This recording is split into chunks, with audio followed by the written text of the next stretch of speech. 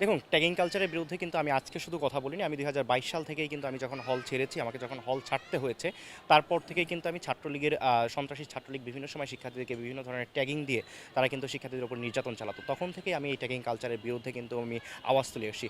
অভ্যুত্থান পরবর্তী সময় আমরা বাংলাদেশে বিভিন্ন সময় দেখেছি রাজনৈতিক মতাদর্শের ভিন্নতার কারণে অনেক সময় দেখা যায় যে কি রাজনৈতিক মতাদর্শের সাথে যদি না মিলে, তাহলে দেখা যায় যে কি আমরা সেই মতাদর্শগত জায়গায় তর্ক করার চাইতে আমরা একটা ট্যাগিংয়ের দিকে কিংবা দায় দিয়ে দেওয়ার একটা রাজনীতির কিন্তু অপচর্চা আমরা লক্ষ্য করতে পারছি। তো সেই জায়গা থেকে ট্যাগিংয়ের রাজনীতির বিরুদ্ধে আমি সবসময় ছিলাম। এটা শুধু যে শিবির ট্যাগ দেওয়া না, কেউকে যদি আমি আমার অনেক সময় দেখা যায় যে কি কারো সমালোচনা করলে হয়তো শিবির ট্যাগ দেওয়া হয় না, তো শাহবাগী ট্যাগ দেওয়া হয়। এই দুটো ট্যাগেরই বিরোধিতা আমি সবসময় আমার জায়গা থেকে আমি করে এসেছি। একজন ব্যক্তিকে তার রাজনৈতিক জায়গা থেকে সে কোশ্চেন করতেই পারে। একজন শিক্ষার্থী তার কোশ্চেন করবে, ছাত্র নেতাদের দায়িত্ব হচ্ছে যে এই শিক্ষার্থীর প্রশ্নের জবাব দেওয়া, এবং যারা রাজনীতি করে তাদের হচ্ছে একটা দায়বদ্ধতাও আছে শিক্ষার্থীদের প্রতি, যারা অ্যাক্টিভিজম করে থাকে এবং বিশ্ববিদ্যালয়ে যারা রাজনীতি করে থাকেন, জাতীয় পর্যায়ে যারা রাজনীতি করে থাকেন, তো সেই জায়গা থেকে তার দেশ এবং জাতির প্রতি এবং তার অডিয়েন্সের প্রতি একটা কিন্তু দায়বদ্ধতা রয়েছে। তো সে যে প্রশ্নগুলো করবে সেই প্রশ্নগুলোর কিন্তু একটা লজিক্যাল অ্যান্সার অথবা প্রশ্নের উত্তর না দেওয়াও কিন্তু যেতে পারে। কিন্তু আপনি প্রশ্নের উত্তর দিতে পারবেন না, না পেরে যদি আপনি কাউকে ট্যাগ দিয়ে দেন, এটা আসলে কখনোই আসলে একটা সুন্দর রাজনীতি সংস্কৃতি হতে পারে না। এটা একটা অপরাজনীতি সংস্কৃতি।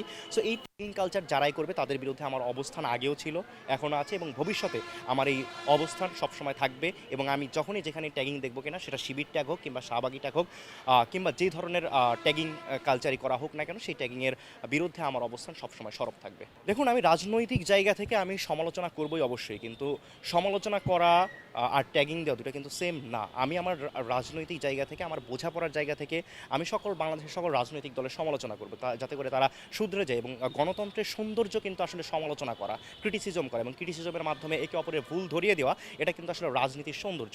তো আমি আসলে চাই যে যাতে করে আমরা সবাই রাজনীতির সৌন্দর্যের প্র্যাকটিসটা করি, রাজনীতির যে ভালো দিকগুলো রয়েছে সেগুলো যাতে করে এই চর্চাগুলো যাতে করা হয়। তো রাজনীতির যে অপসংস্কৃতির দিকগুলো রয়েছে, যে ট্যাগিং কালচার রয়েছে, সেটা যাতে বাংলাদেশে আর কখনোই আমি প্রতিষ্ঠিত হতে দিতে চাই না। প্রয়োজনে আমি আমার জীবনের সর্বোচ্চটুকু দিয়ে লড়ে যাব, কিন্তু বাংলাদেশে এই ট্যাগিং রাজনীতি আর কখনো প্রতিষ্ঠা হতে দেব না।